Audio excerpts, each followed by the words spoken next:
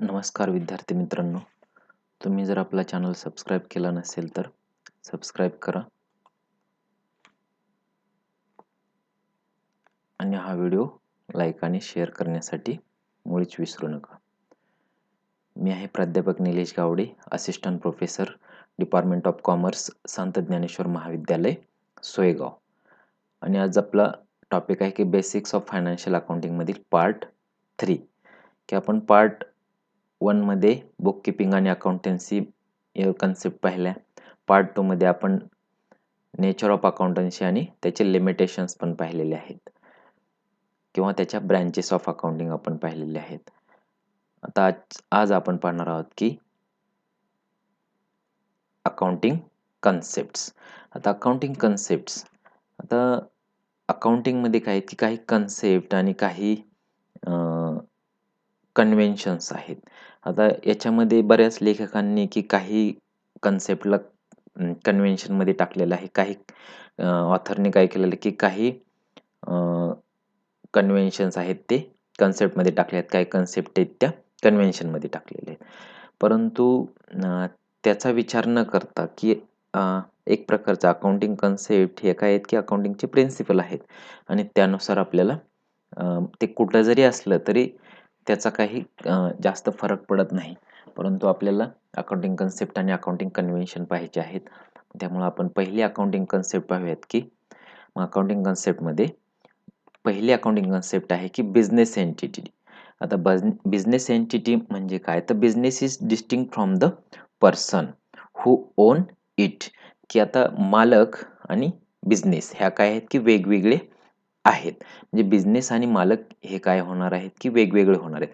For example, जर एखादी building business ओनरने भाड्याने घेतली असेल आणि त्यातली 50% बिल्डिंग तो बिझनेससाठी वापरत असेल आणि 50% जागा तो स्वतः राहण्यासाठी वापरत असेल, तर या ठिकाणी बिझनेसला जर 50,000 भाडं असेल तर 25,000 रुपयेच काय करावं लागणार आहेत, बिझनेसचं रेंट म्हणून द्यावं लागणार आहेत. बाकीचे 50% काय करावं लागणार आहेत, स्वतः ओनरला पेड करावे लागणार आहेत. किंवा आपण जर ते बिझनेसमधून दिले असेल तर त्याला बॉरोइंग म्हणून टाकावे लागेल आपल्याला. हे झालं बिझनेस एंटिटी. की बिझनेस एंटिटी कन्सेप्ट म्हणजेच काय आहे, तर बिझनेस आणि मालक वेगवेगळे आहेत, हे आपल्याला कन्सेप्ट आहे. नेक्स्ट आहे की मनी मेजरमेंट कन्सेप्ट. तर मनी मेजरमेंट कन्सेप्टमध्ये the transactions should be recorded in monetary aspects. We should not record the transaction in kilograms किंवा क्विंटल असेल किंवा मीटर किंवा लिटर असेल. की आता मनी मेजरमेंट कन्सेप्टमध्ये काय आहे की कोणत्या ट्रान्झॅक्शन आपल्याला रेकॉर्ड करायच्यात, फक्त मॉनिटरी ॲस्पेक्ट असणार आहे की ज्या पैशामध्ये कॅल्क्युलेट केलेल्या आहेत अशाच गोष्टी आपल्याला रेकॉर्ड करायच्या आहेत. त्या किलोग्रॅम किंवा क्विंटलमध्ये असतील तर ते आपल्याला अकाउंटिंगमध्ये रेकॉर्ड करता येत नाही. त्याचं जर पैशात रूपांतर केलेलं असेल तरच आपल्याला त्या रेकॉर्ड करता येतात. ही झाली money measurement concept. Next concept आहे की कॉस्ट कन्सेप्ट. आता कॉस्ट कन्सेप्टमध्ये all the transactions will be recorded at cost in the books. तर आपण पाहतो की ॲसेट आपण रेकॉर्ड करत असताना काय करत असतो, दरवर्षी आपण तिच्यामधून डेप्रिशिएशन मायनस करत असतो. बरोबर आहे का? म्हणजे ॲट कॉस्ट आपल्याला तिचं रेकॉर्ड करावं लागत असतं. म्हणजे की त्या ठिकाणी डेप्रिशिएशन मायनस करून आपल्याला ॲसेटची व्हॅल्यू लिहावी लागत असते. म्हणजे कॉस्ट कन्सेप्टमध्ये काय आहे की all the transactions will be recorded at cost. Next concept आहे की अकाउंटिंग पिरियड कन्सेप्ट. आता अकाउंटिंग पिरियड कन्सेप्टमध्ये की measuring the profit, incomes or expenses of the period only are to be considered. आता आपल्या भारतामध्ये काय आहे की म्हणजे एक पर्टिक्युलर एका इंटरवलमध्ये आपल्याला अकाउंटिंग ठेवावं लागत असताना ती इंटरवल म्हणजेच अकाउंटिंग पिरियड असतो. आता भारतामध्ये 1 एप्रिल टू 31 मार्च हे काय फायनान्शियल इयर आहे आणि हे इयर म्हणजेच काय तर आपलं अकाउंटिंग पिरियड आहे आणि या कालावधीमध्ये झालेल्या ट्रान्झॅक्शन ज्या त्या वर्षामध्ये येणार. म्हणून ह्याला काय म्हणायचं की या कन्सेप्टनुसार आपल्याला अकाउंटिंग पिरियड कन्सिडर करावा लागत असतो. नेक्स्ट कन्सेप्ट आहे की मॅचिंग कन्सेप्ट. बरोबर आहे का? तर matching कन्सेप्टमध्ये expenses incurred for a period are matched with the revenues for the same period. तर याच्यामध्ये काय आहे की जेवढे एक्सपेन्सेस झालेले आहेत ते रेव्हेन्यू म्हणजे इन्कम आणि एक्सपेन्सेस ह्या दोघांचं मॅच करणं म्हणजेच मॅचिंग कन्सेप्ट आहे. The difference between revenue and expenses is a measure of how effectively management has utilized firm's resources. या दोन्हींमध्ये जर म्हणजे जो काही फरक होणार आहे तर तो कशामुळे होणार आहे तर मॅनेजमेंटने या रिसोर्सेसचा कशा प्रकारे यूज केलेला आहे. नेक्स्ट कन्सेप्ट आहे की गोइंग कन्सर्न कन्सेप्ट. आता it assumes that the business will continue for long time. आता बिझनेसमध्ये एखादी ट्रान्झॅक्शन होत असते त्यावेळेस काय की तो बिझनेस आणखीन पुढील काही काळ चालणार आहे असं कन्सिडर करून ती ट्रान्झॅक्शन केलेली असते. For example assets are valued at historical cost, की आपण पाहतो की ॲसेट जे आहे तिचे डेप्रिशिएशन आपण दरवर्षी आकारत असतो आणि आता ॲसेटची व्हॅल्यू ज्यावेळेस आपण लिहितो त्यावेळेस तिचं डेप्रिशिएशन मायनस करून लिहित असतो आणि ही ॲसेट दरवर्षी समजा एस्टिमेटेड लाईफ 5 वर्ष असेल तर ती वस्तू आणखीन 5 वर्ष चालणार आहे असं आपण कन्सिडर करतो आणि त्या ॲसेटची प्राइस त्या ठिकाणी लिहित असतो. तर यालाच काय म्हणायचं तर going concern concept. Next concept आहे की realisation concept. If the revenue is recognise too early or too late the company would not project the right financial position. For example जर पाहायचं झालं तर a company get order for sale of goods rupees 1 lakh in May 2017 and goods of only rupees 60,000 are sold and delivered in June 2017. The cash is received for 60,000 in September 2017. आता या ठिकाणी goods sale कधी झालेला आहे तर मे 2017ला order कधी आली होती ऑर्डर आलेली आहे मे 2017ला आणि डिलिव्हर कधी झालाय माल जून 2017ला आणि त्याची कॅश कधी मिळाली आहे सप्टेंबर 2017ला.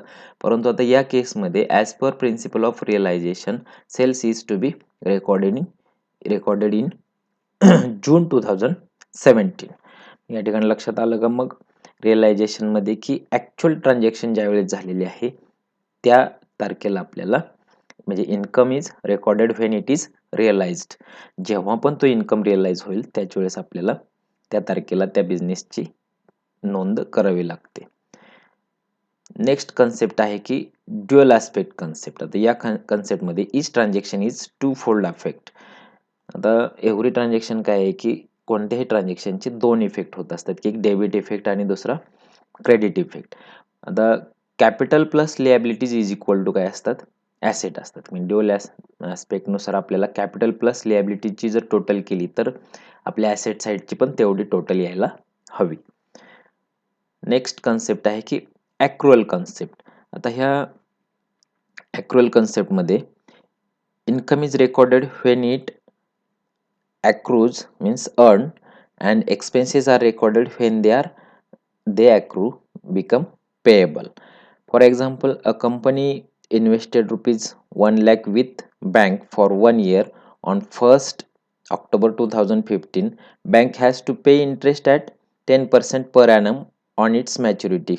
आता मॅच्युरिटी कधी होईल एक वर्ष म्हटलं तर 30 सप्टेंबर 2016. म्हणजे की ॲक्रुअल कन्सेप्ट नुसार काय करावं लागेल income is recorded when it occurs.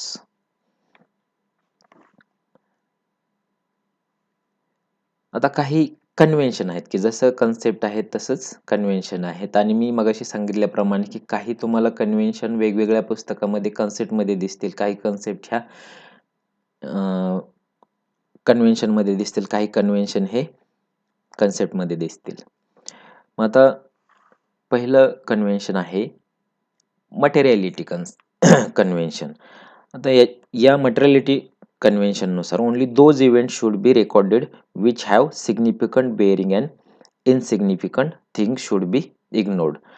There is no formula for identifying material and immaterial events. It depends on the accountant direction. आता या ठिकाणी काय म्हटलेलं आहे की ज्या सिग्निफिकंट ट्रान्झॅक्शन आहेत त्याच फक्त रेकॉर्ड करा म्हटलंय, परंतु आता कोणती सिग्निफिकंट आहे आणि कोणती इनसिग्निफिकंट आहे हे कशावरती डिपेंड आहे, तर त्या अकाउंटंटच्या डायरेक्शनवरती डिपेंड आहे. हे कशावरून, तर मटेरियलिटी कन्व्हेन्शन मुळे.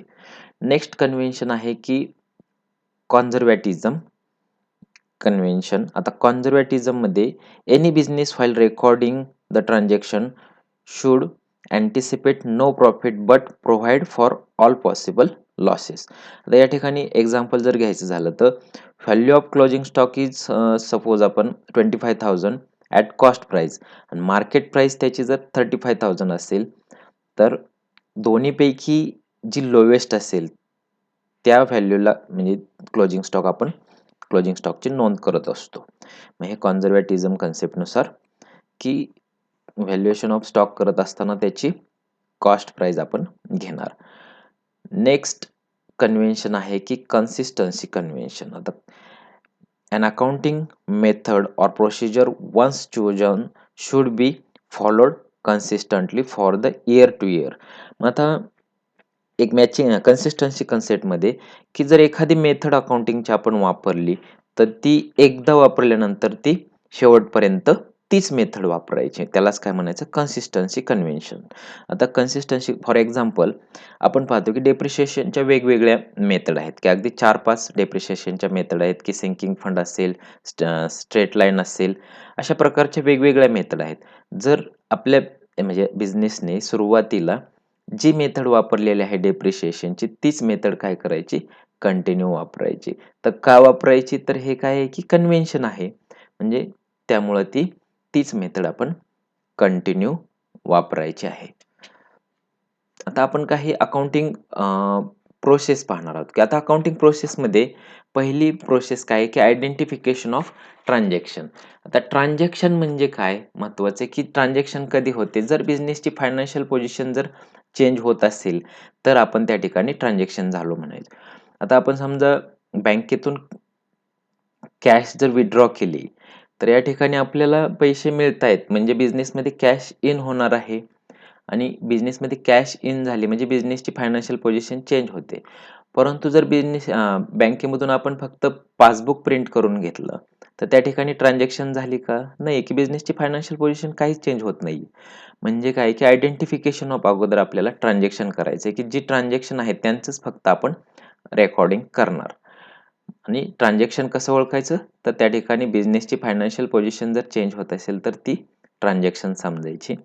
नेक्स्ट आहे की रेकॉर्डिंग द ट्रान्झॅक्शन. आता एकदा ट्रान्झॅक्शन ओळखल्यानंतर ती काय करायची, रेकॉर्ड करायची. पण रेकॉर्ड कशी केली जाईल, journal is the first book of original entry, आणि त्याच्यामध्ये कशी एंट्री असते, तर इव्हेंट वाईज आणि डेट वाईज एंट्री केली जाते.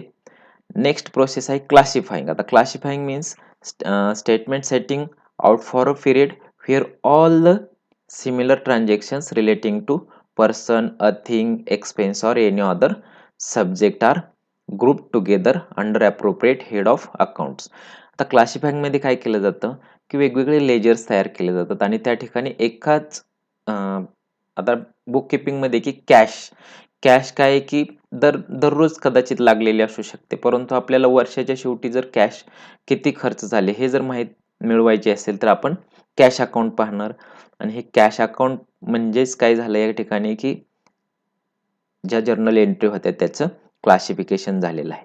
नेक्स्ट प्रोसेस आहे की समरायझिंग. तर समरायझिंग मध्ये it is the art of making the activities of the business enterprise as classified in ledger for the use of management or other user groups, that is sundry debtors किंवा sundry creditors असतील. Next process आहे की analysis and interpretation. आता analysis and interpretation मध्ये काय की जर meaningful काही कन्क्लुजन काढायचं असेल तर जो आपण डाटा समराईज केलेला आहे त्याच्यावरून काय करायचं, आपल्याला अनालिसिस आणि इंटरप्रिटेशन करायचं आहे.